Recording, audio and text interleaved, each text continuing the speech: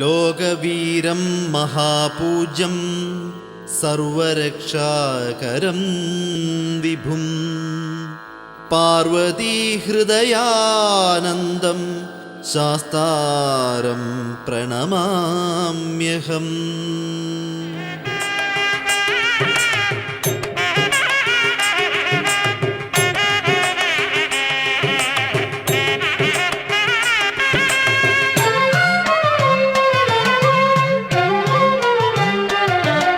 ഇത് പ്രസിദ്ധമായ തകഴി ശ്രീ ധർമ്മശാസ്താ ക്ഷേത്രം. കലിയുഗവരദനായ ഭഗവാൻ ശ്രീ ധർമ്മശാസ്താവ് ഭക്തജനങ്ങൾക്ക് അഭയവും അനുഗ്രഹവും നൽകി കുടിയിരിക്കുന്ന ക്ഷേത്രസ്ഥാനമാണ് തകഴി ശ്രീ ധർമ്മശാസ്താ ക്ഷേത്രം. തകഴി ശാസ്താവിൻ നടയിലെത്താം, നിർമാല്യം കണികൾ കൈകൂപ്പുവാൻ തകഴി ശാസ്താവിൻ നടയിലെത്താം. തകഴി ശ്രീ ധർമ്മശാസ്താ ക്ഷേത്രത്തിന്റെ ഉൽപ്പത്തിയുമായി ബന്ധപ്പെട്ട് 2 ഐതിഹ്യങ്ങൾ പറഞ്ഞു കേൾക്കുന്നുണ്ട്. പണ്ട് തിരുവല്ലയ്ക്കടുത്ത് ഓതർമലയിൽ പരശുരാമൻ ഒരു ശാസ്താക്ഷേത്രം സ്ഥാപിച്ചുവത്രേ. ഓത്തുള്ള നമ്പൂതിരിമാരുടെ ഒരു സങ്കേതമായതിനാലാണ് ആ മലയെ ഓതർമല എന്ന് വിളിച്ചിരുന്നത്. ഏറെക്കാലത്തിനു ശേഷം തിരുവല്ലയിൽ ശ്രീവല്ലഭക്ഷേത്രം വന്നതോടുകൂടി ഓതർമലയിലെ ബ്രാഹ്മണർ അങ്ങോട്ട് കുടിയേറുകയും പരശുരാമ നിർമ്മിതമായ ശാസ്താക്ഷേത്രം ഉപേക്ഷിക്കപ്പെട്ട നിലയിലാവുകയും ചെയ്തു. പൂജാദികൾ മുടങ്ങി ക്ഷേത്രം ജീർണാവസ്ഥയിലെത്തി. അങ്ങനെയിരിക്കെ ഒരാണ്ടിൽ അതിഭയങ്കരമായ ഒരു പേമാരിയുണ്ടായി.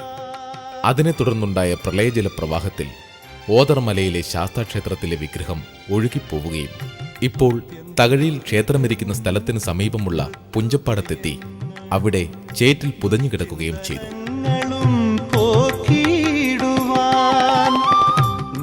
കാലങ്ങൾ ഏറെ കടന്നുപോയി. ഒരിക്കൽ വില്ലുമംഗലത്ത് സ്വാമിയാർ വടക്കുനിന്നും തെക്കൻ ദിക്കിലേക്ക് വഞ്ചിയിൽ യാത്ര ചെയ്യവേ ബിംബം കിടന്നിരുന്ന സ്ഥലത്തു നിന്നും സ്വൽപ്പം പടിഞ്ഞാറെത്തിയപ്പോൾ സ്വാമിയാർ കിഴക്കുഭാഗത്തായി ഒരു ദിവ്യ തേജസ് കണ്ടു. സ്വാമിയാർ ആ തേജസ് കണ്ടയുടനെ വഞ്ചി കിഴക്കേ കരയിലേക്ക് അടുപ്പിച്ചു. കരയ്ക്കിറങ്ങിയ സ്വാമിയാരുടെ ഭൃത്യന്മാർ ഇരട്ടശംഖ് മുഴക്കുന്നത് കേട്ട് അതിന്റെ കാരണമറിയുന്നതിനായി സമീപസ്ഥരായ ദേശക്കാരെല്ലാവരും തൽക്ഷണം അവിടെ എത്തുകയുണ്ടായി. ഭൃത്യന്മാർ ശംഖനാദം മുഴക്കിയതിന്റെ കാരണം മനസ്സിലാക്കിയ അവർ സ്വാമിയാരെ വന്ന് കണ്ടു വണങ്ങി. ഉടൻ സ്വാമിയാർ ആ ദിവ്യ തേജസ് കണ്ട പ്രദേശം ചൂണ്ടിക്കാണിക്കുകയുണ്ടായി. അനന്തരം സ്വാമിയാരുടെ നിർദ്ദേശപ്രകാരം അദ്ദേഹത്തിന്റെ കൂടെയുണ്ടായിരുന്ന ബ്രാഹ്മണർ ആ ദിവ്യ തേജസ് കണ്ട പ്രദേശത്തെ ചെളി മാറ്റിയപ്പോൾ അവിടെ നിന്നും ദിവ്യമായ ഒരു ശാസ്താവിഗ്രഹം അവർക്ക് ലഭിക്കുകയുണ്ടായി. സ്വാമിയാരുടെ നിർദ്ദേശപ്രകാരം ആ ബ്രാഹ്മണർ തന്നെ ആ ബിംബമെടുത്ത് കരയ്ക്കടുപ്പിക്കുകയും ശുദ്ധജലത്തിൽ കഴുകി വെടിപ്പാക്കുകയും ചെയ്തു. ജലാന്തരത്തിൽ നിന്നും ലഭിച്ച വിഗ്രഹം കണ്ട നാട്ടുകാർ ജലപ്രവാഹത്തിൽ ഓതർമലയിൽ നിന്നും വന്ന ശാസ്താവിഗ്രഹമായിരിക്കാം അതെന്ന് സംശയമുന്നയിച്ചു. എന്നാൽ ബിംബം ഒഴുകിപ്പോന്നിട്ട് കുറേ വർഷങ്ങളായെന്നും അതിനുടമസ്ഥന്മാരായി ആരെങ്കിലും ഉണ്ടായിരുന്നുവെങ്കിൽ ഇതിനകം അന്വേഷിച്ചു വന്നിരുന്നേനെ എന്നും സ്വാമിയാർ പറഞ്ഞു. അനന്തരം ഇത് പൊതകഴിയിൽ ശാസ്താവിന്റെ വിഗ്രഹമാണെന്ന് പറഞ്ഞുകൊണ്ട് സ്വാമിയാർ ബിംബമെടുത്ത് അവിടെ ഒരു സ്ഥലത്ത് പ്രതിഷ്ഠിച്ച ശേഷം അവിടെ നിന്നും യാത്രയാവുകയായി. യാത്ര പുറപ്പെടാൻ ഒരുങ്ങവേ തന്നെ വന്ന് കണ്ട ദേശക്കാരോട് ഈ ശാസ്താവിന് ക്ഷേത്രം പണിയിച്ച് കലശം മുതലായവ നടത്തുകയും ഈ സ്വാമിയെ വേണ്ട പോലെ ആചരിക്കുകയും ആദരിക്കുകയും ഭക്തിപൂർവം സേവിക്കുകയും ചെയ്താൽ ആ ദേശത്തിനും ദേശക്കാർക്കും ശ്രേയസ് വർദ്ധിച്ചുകൊണ്ടിരിക്കും എന്നും സ്വാമിയാർ പറഞ്ഞുവത്രേ. സ്വാമിയാർ യാത്രയായതിനു ശേഷം ഈ ദേശക്കാർ അന്നത്തെ ദേശാധിപതിയായിരുന്ന ചെമ്പകശ്ശേരി രാജാവിന്റെ അടുക്കൽ ഈ വിവരങ്ങളെല്ലാം ധരിപ്പിക്കുകയുണ്ടായി.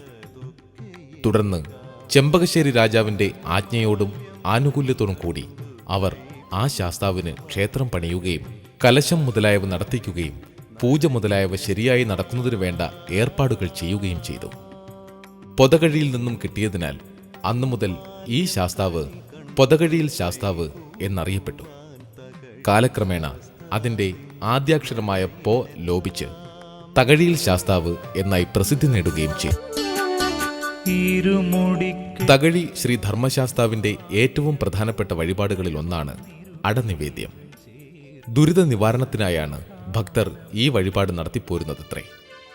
തകഴി ധർമ്മശാസ്താവിന്റെ മറ്റൊരു വിശേഷപ്പെട്ട വഴിപാടാണ് കുത്തില വറുത്തുപൊടി. ശ്രീ ധർമ്മശാസ്താവിന്റെ പ്രതിഷ്ഠാ ദിനത്തിൽ ഭഗവാന് വേണ്ടി ഉദയാർക്ക മഹർഷി നിവേദിച്ച പ്രഥമ നിവേദ്യമത്രേ കുത്തില വറുത്തുപൊടി. സർവ്വ ദുരിതങ്ങളിൽ നിന്നുമുള്ള രക്ഷയ്ക്കായാണ് ഭക്തജനങ്ങൾ ഇവിടെ ഈ വഴിപാട് നടത്തിവരുന്നത്. ജന്മസൗഹൃദം നേടിടും പുണ്യസ്ഥാനം. തകഴിയിലെ പ്രശസ്തവും അതിവിശിഷ്ടവുമായ ഒരു വഴിപാടാണ് എണ്ണ സേവിക്കൽ. ഈ ക്ഷേത്രത്തിന്റെ യശസ്സിന് പ്രധാന നിദാനവും ഈ വഴിപാട് തന്നെ. ത്രിവിധ ദോഷങ്ങളായ വാതപിത്ത കഫങ്ങളുടെ നിവാരണത്തിന് തകഴിയിൽ വല്യെണ്ണ സിദ്ധൌഷധമായി കണക്കാക്കപ്പെടുന്നു. 41 ദിവസമാണ് എണ്ണ കാച്ചലിനുള്ള അവധി.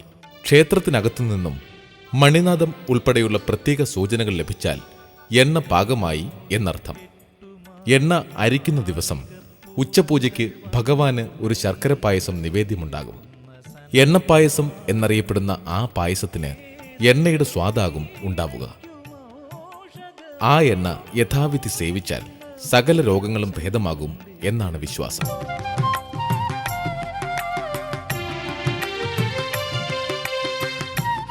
വല്യെണ്ണ സേവയെ കൂടാതെ മുൻപുണ്ടായിരുന്നതും ഇപ്പോൾ നിലച്ചിരിക്കുന്നതുമായ ഒരു ചികിത്സാവിധിയും തകഴി ശ്രീ ധർമ്മശാസ്ത്ര ക്ഷേത്രത്തിലുണ്ടായിരുന്നു. മനോദുഃഖങ്ങൾ മൂലമുണ്ടാകുന്ന പ്രശ്നങ്ങൾക്കുള്ള പ്രസ്തുത ചികിത്സാവിധി ബാധാവേശ ചികിത്സ എന്നാണ് അറിയപ്പെട്ടിരുന്നത്. ബാധാവേശത്തെ ഒഴിച്ചുമാറ്റി ശാരീരികമായും മാനസികമായും ശാന്തിയും സമാധാനവും പ്രദാനം ചെയ്യുന്നതിലേക്ക് വഴിപാടായി അയ്യപ്പന്റെ തിരുനടയിൽ സമർപ്പിക്കുന്ന തുക ബാധപ്പണം എന്നറിയപ്പെട്ടിരുന്നു. കുംഭമാസത്തിലെ മകയിരം നക്ഷത്രത്തിൽ കൊടിയേറി അയ്യപ്പന്റെ തിരുനാളായ ഉത്രം നാളിൽ തിരുവാറാട്ടോടുകൂടി സമാപിക്കുന്ന 8 ദിവസത്തെ തിരുവുത്സവമാണ് ഈ ക്ഷേത്രത്തിലെ ഏറ്റവും പ്രധാന വിശേഷാവസരം. 2ാം ഉത്സവം മുതൽ 7ാം ഉത്സവത്തിനുള്ള പള്ളിവേട്ട വരെ 6 ദിവസത്തെ ഉത്സവബലിയും ഉത്സവത്തിനോടനുബന്ധിച്ച് ഇവിടെ നടത്തപ്പെടുന്നു. കുംഭമാസത്തിലെ ഉത്രം നാളിലെ അതികാമ്യമായ പ്രദോഷവേളയിൽ പമ്പാ തീർത്ഥത്തിലാണ് തകഴി ശ്രീ ധർമ്മശാസ്താവിന്റെ ആറാട്ട് മഹോത്സവം നടക്കുന്നത്. പൂർവ്വദിക്കിൽ പമ്പാ തീർത്ഥത്തിൽ കൊറ്റേലിക്കടവിൽ ആറാട്ട് കഴിഞ്ഞ് ധർമ്മശാസ്താവിനെ എതിരേറ്റ് ക്ഷേത്രസന്നിധിയിലേക്ക് ആനയിക്കുന്നതോടുകൂടി തിരുവുത്സവത്തിന് പരിസമാപ്തി കുറിക്കുന്നു.